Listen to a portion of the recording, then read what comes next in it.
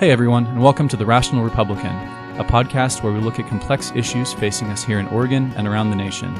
We'll try to address issues from a nonpartisan perspective and view our disagreements through a lens of respect rather than tribalism or divisiveness. I'm James Ball. This is Nick Perlasky. Hey listeners, how we doing?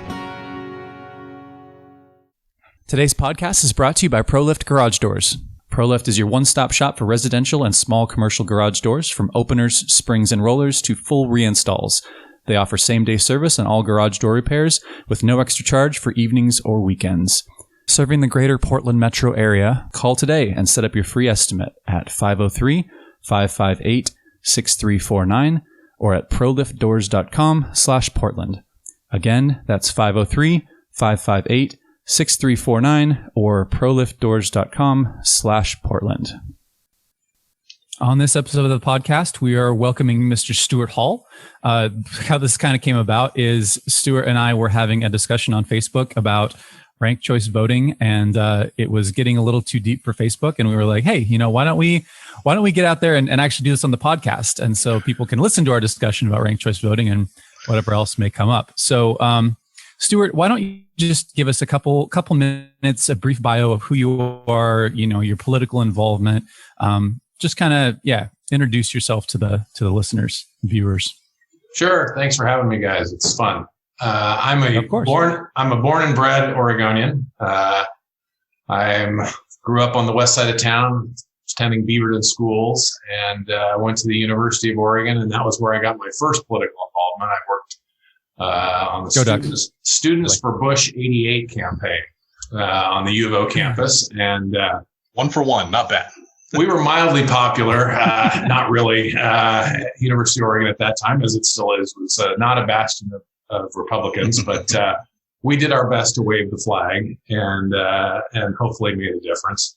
I spent some time in college. I took a semester and interned in Senator Bob Packwood's office. Upon returning home, I ended up working and running a campaign in 1994 for State Senator Tom Hartung. He was coming out of retirement and wanted his old Senate seat back, and I helped him with that. And my wife, who's the real political pro in the family, she has worked on many more campaigns than I have.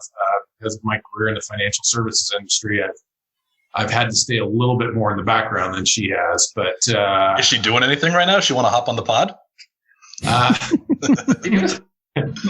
She might. You might want to have her on your own. Right now, she's doing a little work for the Taxpayers Association, but she's worked for many gubernatorial candidates. She worked for George W. Bush in some of his things. So she's been very active, ran a number of state house campaigns. I was involved in all of those, but she was really the one out front.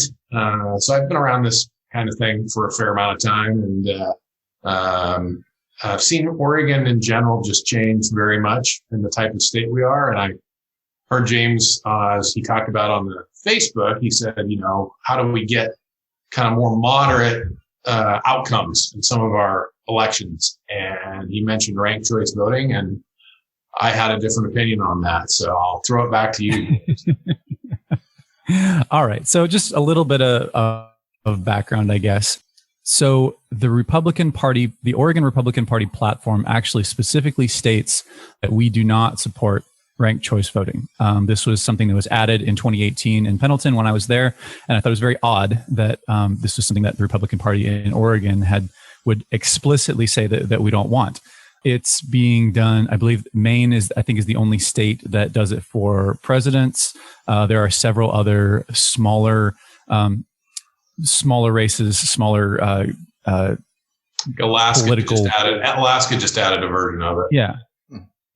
So it's kind of an experiment that's going on in a lot of different places. And the basic idea of it is, instead of voting for one candidate, you get a list of candidates and then you rank them based on how you like them. So if there's 4 candidates, you rank them 1 through 4. And so in order to win a ranked choice, you need a full majority. So 50% plus 1. So they count all the votes, and if nobody receives an actual majority, what they do is they eliminate the 4th place person. And so that's all. So all of the first place votes for that 4th person are removed. And now you moved whoever voted that person number one, now the second choice becomes the tally. They recount everything, and they repeat the process until one candidate has more than 50% of the votes.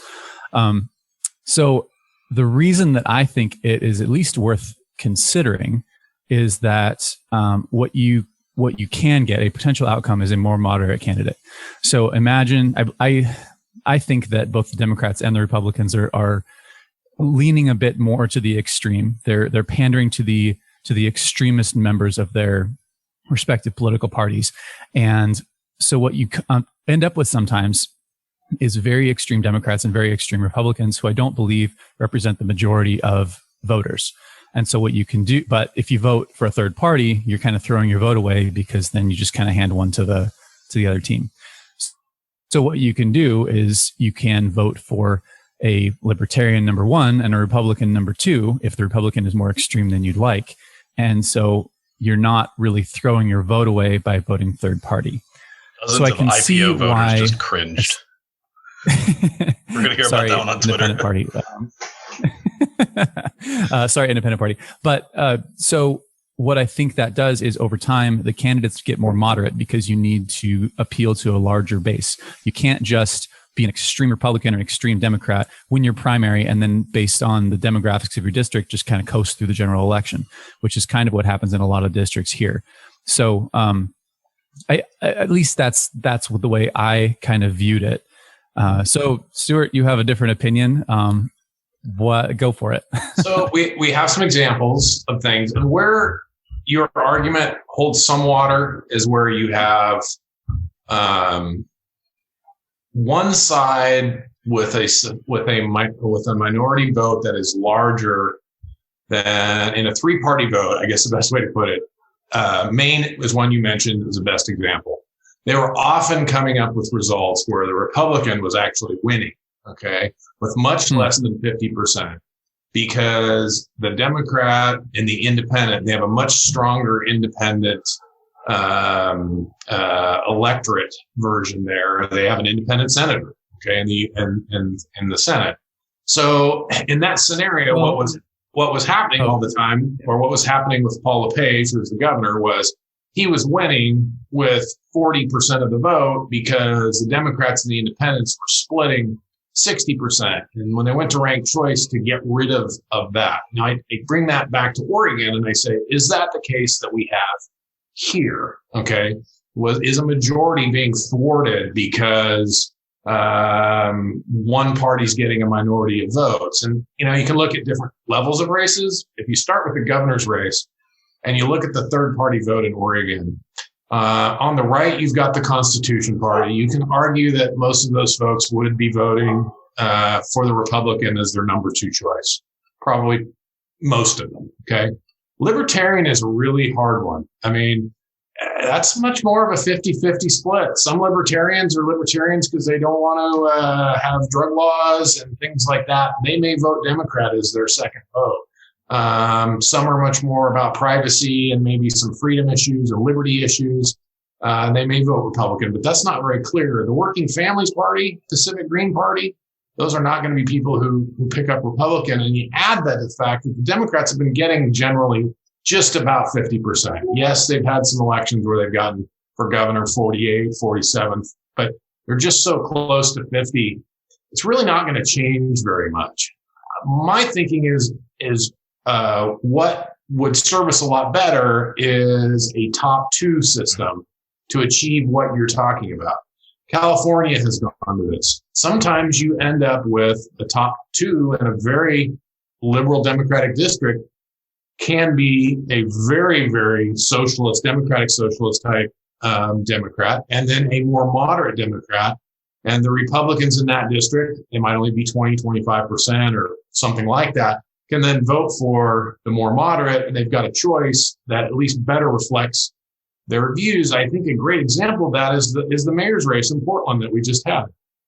Now it's nonpartisan, okay, but in a Democratic, if it was a traditional partisan type race, and you had a regular primary, Ted Wheeler did not get 50% of the vote, and Sarah Iannarone, if I pronounce it correctly, probably in a partisan primary would have won. And because it was a top two, you think what he ended up with was Republicans were able to vote for Ted Wheeler to keep Iannarone out. And that's I think what you're looking for.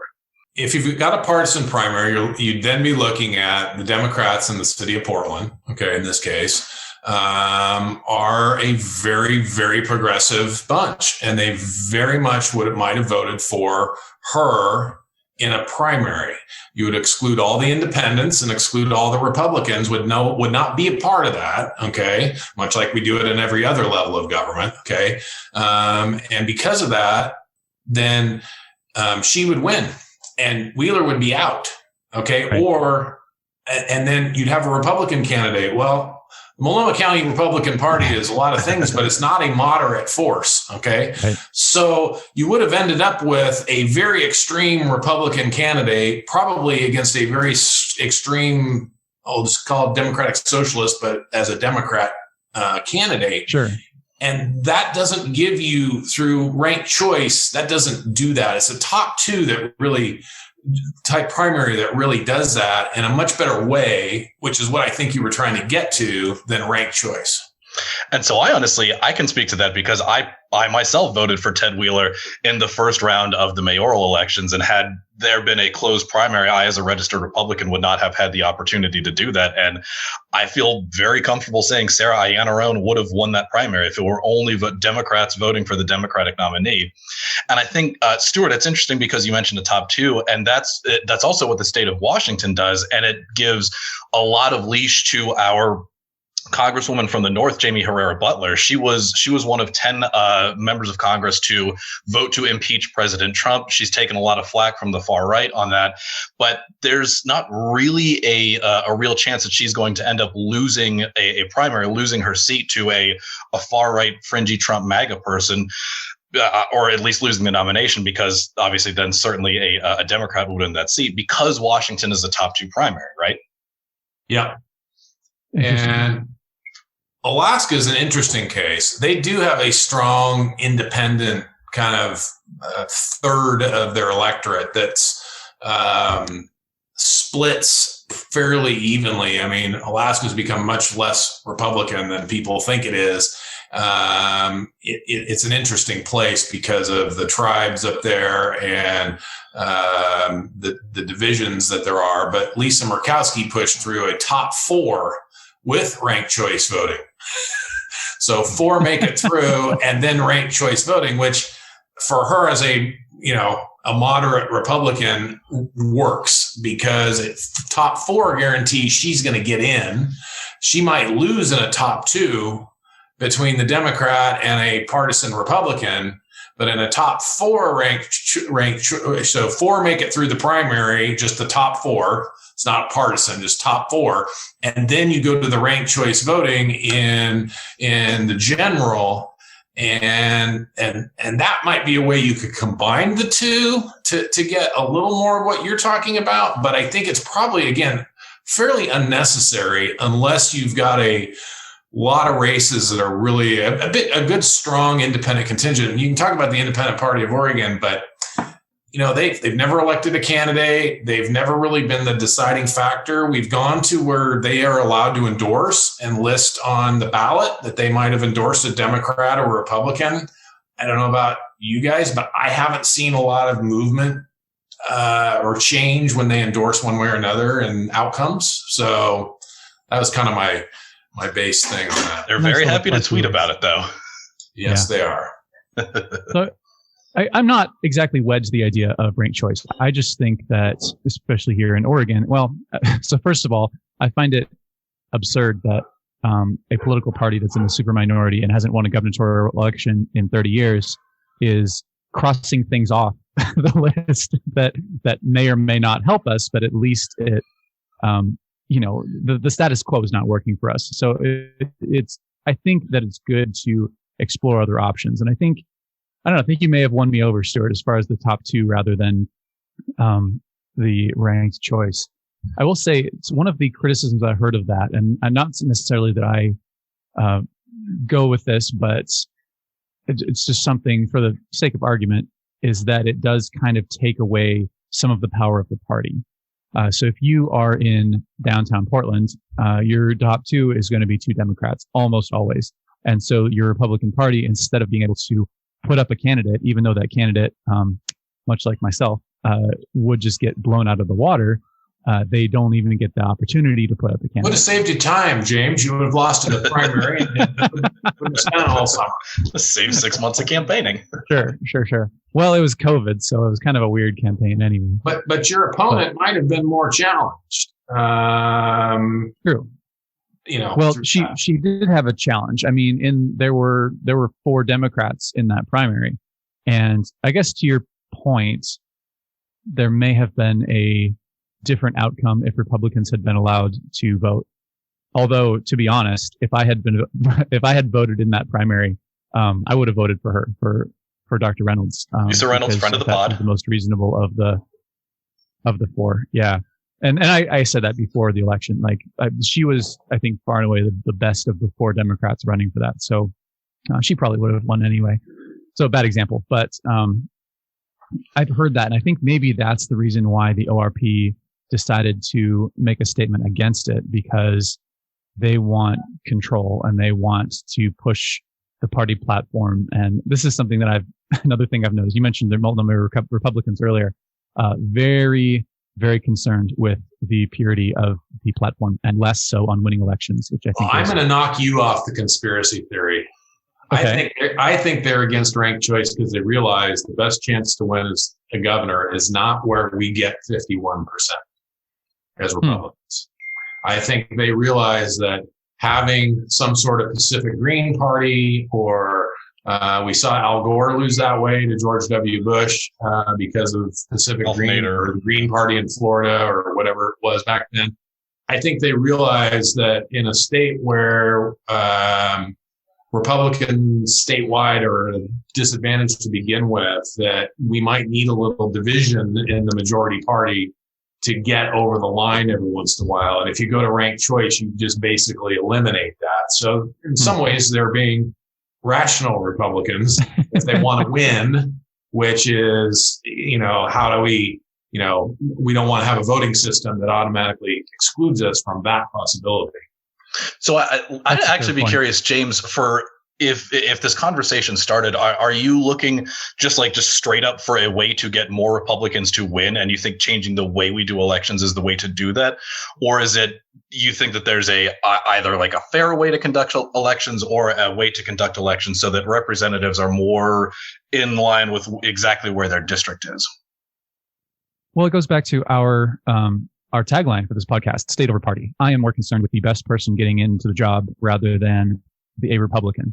And I think that sometimes the best person is a moderate Democrat, and they might get knocked off the ballot in a very extreme district. I mean, this is I'm hesitant to name names, but there is a district to the north where a very extreme Democrat and a very extreme Republican went out against each other, and I probably would have voted for the Democrat because the Republican who was in that district was just so extreme. But if you have any other Democrat instead of that Republican, it's a no-brainer. Anyway, so we didn't really prep for this, but it's kind of along the same lines. I wonder if you have any thoughts on open primaries, if that would be another vehicle to kind of get more moderation, less extreme viewpoints in either the legislature or. I am old enough to know or been around that we tried that in the early 90s, I believe.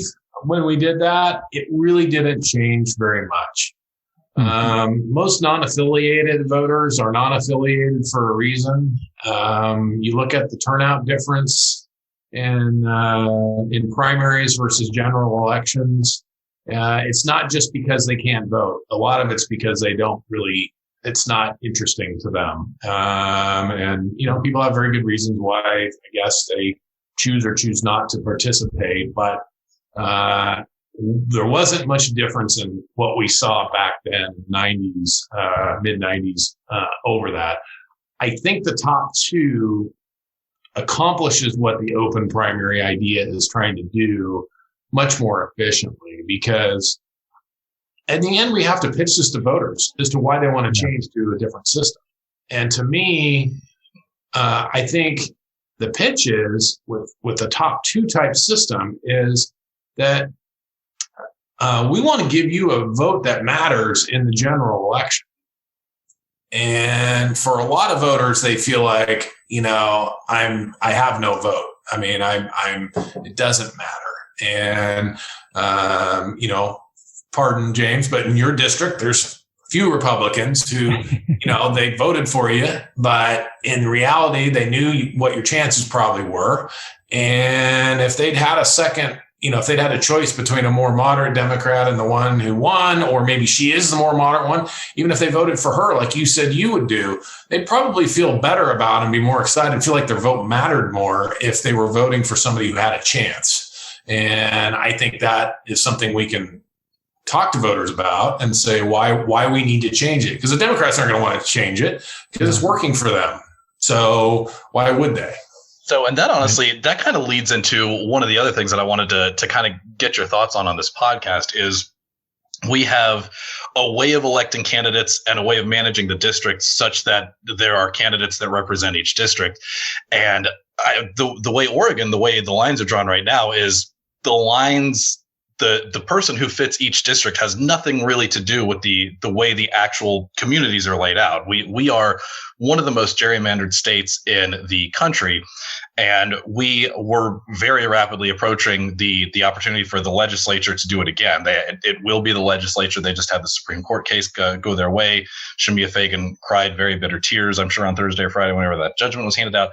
But in all likelihood, the legislature is going to do a less bad job at drawing lines than Shemia Fagan would have, but they're still going to draw really rather partisan lines. And especially at the federal level, where we're going to get another congressional district, it's going to go from 4-1 to 5-1. What's kind of the way that we as Republicans can win? I'll start with that one because I disagree with you. Is that right? Is it 4-2, 3-3? How's it going to look? First of all, if the legislature passes it, they will try and pass something. If a plug for Days Redistricting app for anybody who doesn't know what that is, go check it out, Google it. You can draw your own lines. They'll even give you suggested lines. The numbers aren't quite all the way updated yet because even the legislature doesn't have the new numbers. But you can add a 6th congressional district to Oregon and look at play with drawing those lines. Very, very, very hard for the Democrats are going to have a tough choice. Their choice is going to be, do we have 4 safe districts and one safe Republican, one probably safe Republican or leans Republican, and 4 safe Democratic districts? Or do we try and go, if they try and go for 5-1, their problem is they could end up 3-3 real quick. The distribution of voters and the efficiency for them is bad. There's so many of their voters are in the Portland metro area. And if you think about the Portland metro area, the way it's gerrymandered right now, they've got Kurt Schrader's Valley district that snakes up into Gladstone and Milwaukee just to grab enough Democratic voters to tip it over. What you really got in Portland is 3 districts that are in Portland. It's going to be hard to put a 4th into the Portland metro area. They're really kind of have to have 3. And when you do that, you'll look at it, and some of it, the district, it doesn't change. It probably won't change very much in my estimation. It's probably Bonamici's district, believe it or not. She might lose part of Multnomah County, part of her district, and shove that to Blumenauer. Well, Bonamici and Blumenauer are the 2 bluest, the D plus 14 and D plus 20, roughly. And so, you can go ahead. No, that was it. I was going to say, you think they're going to move those around a little bit? Just a little bit. I think I'll just clean this back up again. I think it's hard to get a 4th district in the Portland metro area, probably even all the way out into including Hood River. You're probably going to wrap up all of that in 3 districts. It's really hard to get a 4th in there. So then your choices, if you lump Eugene and Corvallis and you're careful there. You can in Salem, you can work it, but you're probably going to leave 2 districts that are Republican leaning, if not better, more than that. And without some really wild drawing. And I think the federal courts would have a hard time with really crazy drawings. We just don't have enough Voting Rights Act issues here in Oregon. And some of these states that have the worst looking lines, they're often able to get away with it, ironically, because of the Voting Rights Act, which allows you to bunch minority voters together. So you get really crazy lines that way. We don't have as much of that in Oregon. So it's harder for them to do that. So I'll start there. I disagree. I think they're going to have a problem with the federal lines. The state lines, it is outrageous. In the law currently, and one of the problems is we never sued either 10 years ago or 20 years ago. There are something like, I think it's about 20 House districts that touch Multnomah County. Might be 18, and they're due by population about 14. So there's an extra 4 or 5 seats that's touching Multnomah County. One of the parameters in the state law already says that you should not cross county and city boundaries. I'm afraid we're just going to have to sue them and hope we get a good court ruling. And I'm hopeful a little bit that the courts, the Democrats themselves have made such a stink about gerrymandering. I think there's more of a consensus against it than there has been, especially in a state like Oregon, where if you did a fair redistricting, you're not going to end up with a Republican legislature immediately because you did a fair one. You're probably still going to have, it may not have the supermajority though. Yeah, you probably lose a supermajority, but you don't get a majority. So you're not threatening one party's power in a way that, is really life-threatening. And I think the courts are going to look somewhat askance. I will say on the side, you guys have probably talked about walkouts down in Salem. I don't think I'd walk out over much except this. If you ask me one thing to walk out over, and what I would walk out over is the bipartisan group, and I know that's overused and often phony, left-leaning groups, really, the League of Women Voters, people who are not Republicans by any means, want an independent redistricting committee. And the legislature could refer that out. It can't go on the ballot because we came up short on signatures, and that can only go on at a even year general election. So that can't go on this year. But the legislature could still refer out a ballot measure that does the exact same thing. And that to me is worth walking out over. I think we'd be on the side of good government. I think Oregon voters would really like, and if you poll it or talk to anybody, would you rather have politicians doing it or would you rather have an independent commission? I mean, that's about an 80-20. Yes, we'd like an independent commission. So if you're going to walk out over things and shut Salem down, that's the kind of issue where it's 80-20. We look like we're the good guys. And I think I'd die on that hill. That would be, I think, something we could do. When we actually had Norm Terrell, the president of the League of Women Voters, on the show, and we straight up asked him that. We're like, you're very left-leaning. You understand this is going to cost Democrats seats. And he said, yeah, you're absolutely right, but it's the right thing to do. It's a good governance thing, and that's exactly why they're for it. And we've brought this up before, but this is kind of a good way to bring this up again. This same exact thing happened. They did walk out over redistricting 20 years ago, except back then it was the Democrats who were doing it. They wanted the chance to kick it to the Secretary of State. Bradbury, what was the guy's name at the time, this is how we got the very partisan lines that we drew today. Kate Brown, who rails against it, was totally fine when it was her own party doing it, trying to get the lines drawn to her favor. They would argue by doing that, it will go to the Secretary of State's office again with Shemia Fagan writing the lines. But the Democrats appear to they really don't like that either. She's a strong strong coffee, and I'm not sure they're very excited about letting her have control of their fate. So I think she's got different incentives as well. You know, her incentives are the unions. You know, the unions are paying all her bills, and so she would draw the lines in a way that maximizes Democrats as far as she possibly can. Whereas I think that at least the legislature, they have a bit more interest in keeping their jobs.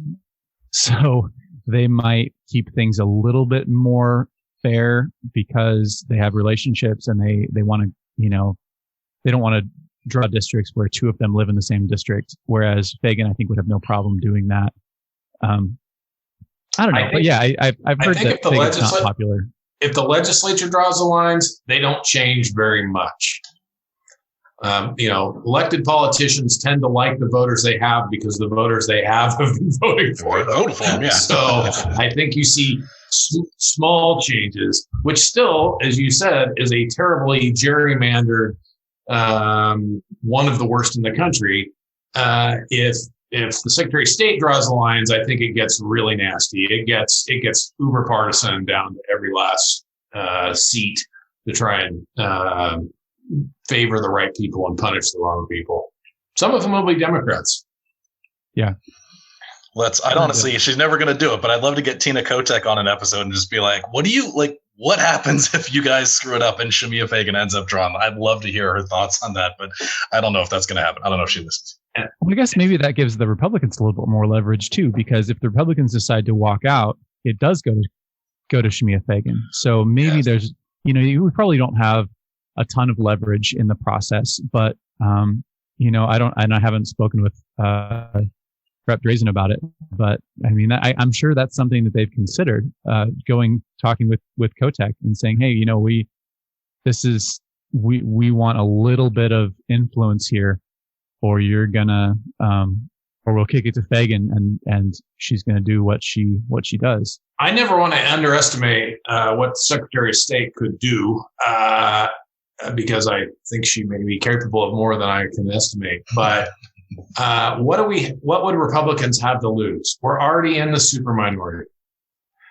What do you have to lose?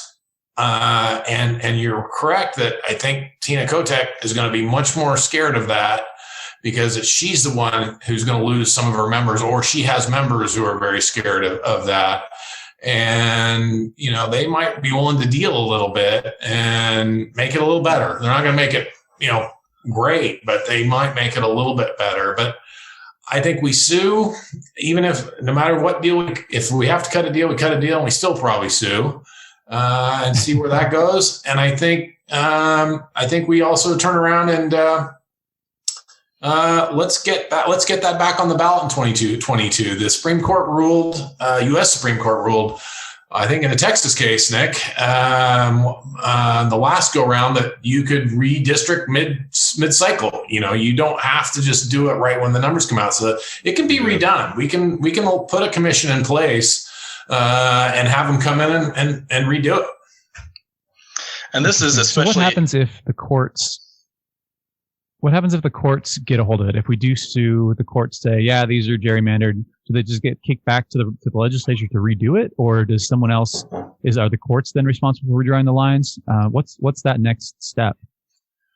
You know, we've never gotten there. I would have to defer to a legal person. I know the courts eventually will draw. The federal courts have almost always drawn our federal districts for Congress. It's gotten there multiple times, and it's usually they just draw it and say this is what you get. Usually what they've done is modified, made very as small changes as they can make, which is why if you look at the map, since Oregon added its 5th congressional district in 1981, 82, I believe, the maps don't really look very different. Lines have moved a bit, but it's because the federal district court always comes in and goes, okay, we need to move this much, and we're going to kind of keep it the way it is, because they don't want to be accused of, you know, being partisan. They just want to say, this is what I've got. I'll just adjust it a little bit, and we'll make it so the one man, one vote is satisfied and the other requirements, and then they move on. So Federally, it wouldn't shock me if it's written by the district court. The state, I don't know that the state Supreme Court would really want to write that. I think they would give the legislature some opportunity to modify. Most state legislatures are given by the court some opportunity to modify what's gone on and try and get it in compliance. They'll tell them, okay, this doesn't fly. I'll use my criteria. Multnomah County is overrepresented by too many seats. It can only have this many. Fix it. And then they'll just fix that part. That would be my suspicion. Got it. So I'll shameless plug for the state of Texas. There's a great book called Lines in the Sand about how we had to redistrict in 2003 after our own state senators fled to New Mexico. And I say we, I'm in Texas right now, which listeners is why I'm talking on this instead of my my normal microphone. And viewers, why I'm covered in a slight glistening sweat because it's like 85 degrees outside and I'm not used to this as an Oregonian. But this also, I think it's also worth mentioning that there was a lot of drive and there was a lot of momentum behind the IP57, the petition to get a nonpartisan commission to draw the lines in Oregon. And we got the reprieve because we hadn't collected the signature. I say we as in people who are sane and want not politicians to draw the lines. So we actually get fair lines.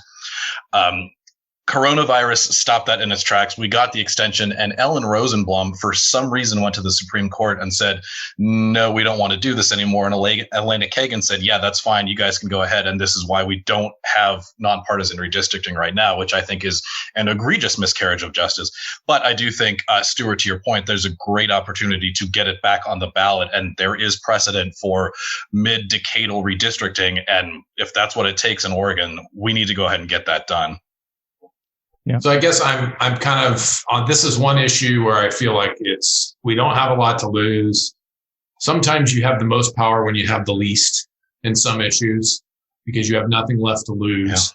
Yeah. And we're going to be on the side of the voters all the way through, where we look like we are the rational ones, and we are the ones pushing for good government, and they're the ones looking partisan. I mean, nationally, to hear the Democrats go on for 10 years about all the redistricting and how terrible and racist and awful it is, and then Ellen Rosenblum and Elena Kagan, a Democratic appointed Supreme Court justice, basically come right in and say, oh, no, not in a state that's our way. It's fine in Oregon. Right. So, it just shows they're all politicians, and they are going to do what makes it work best for them. And we've got the people want to step in and fix that problem. Yeah. I was listening to Joe Rogan podcast recently, and he had on Dan Crenshaw, another Texan. And one of the things he said that I thought was really interesting, his perception, he says the Republican Party is paranoid. The conservative or the Democratic Party is power hungry. That's how he characterizes the two. And that seems very accurate based on my perception of things. Anyway, we are running about out of time. So, Stuart, one of the things we'd like to do before we let our guests go is ask us a question. Who is your favorite Republican, if you have one? Probably typical for somebody of my age who's 54 years old. I was 14 years old on election night in 1980 when, as the late, great Rush Limbaugh called him Ronaldus Magnus, was elected. And if you remember in that election, it was you probably don't, you guys are too young. If you've heard about it, it was a big stink because it was the networks called the race before the West Coast polls had even closed.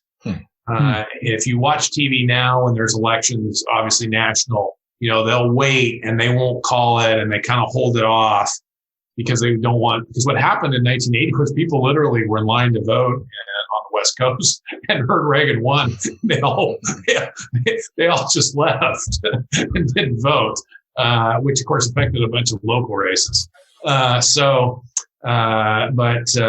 He grabbed me, he got me supply side economics. That's why I majored in economics in college in the late 80s. It was for those of us who you try and unwrap, your youth and things. And so much of the 80s was a lot of fun and a great time. And to me, he's always intertwined with that. I turned 18 on election day in 1984. So I was able to cast my first vote for president for him, which, side note, just for fun, because you asked for fun stories, I had to have a note for my mother to go vote for the president of the United States. I was a high school football player, so I had football practice and after school. So I needed to go vote at lunchtime, and we had a principal who was cracking down on everybody not being allowed to leave campus, and they had to have notes from their parents or they would get detention and so forth. So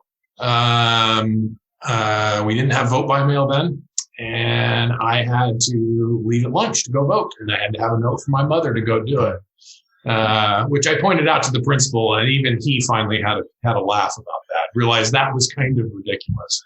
But if you were voting for Carter, would she have let you go? Probably. So, but yeah, it has to be Ronald Reagan, and it was great president, great time, and really captured my imagination. Perfect. Jimbo, looks like we lost your audio there. I guess this is a good time. Yeah, maybe you muted yourself. Well, in any case, Stuart, thank you very much for coming on with us. This is definitely a solid episode. Hopefully everybody learned a lot. And listeners, viewers, thanks for tuning in. Thanks for listening to the Rational Republican podcast. Your hosts are James Ball and Nick Perlosky. The show today is brought to you by ProLift Garage Doors of Portland, serving the greater Portland metro area for all your garage door installation and repair needs. If you'd like to get in touch with the show, you can email us at james@jamesaball.com or follow us on Facebook, Twitter, or Instagram. You can find our episodes at jamesaball.com, Apple Podcasts, Google Play, or wherever you find your podcasts.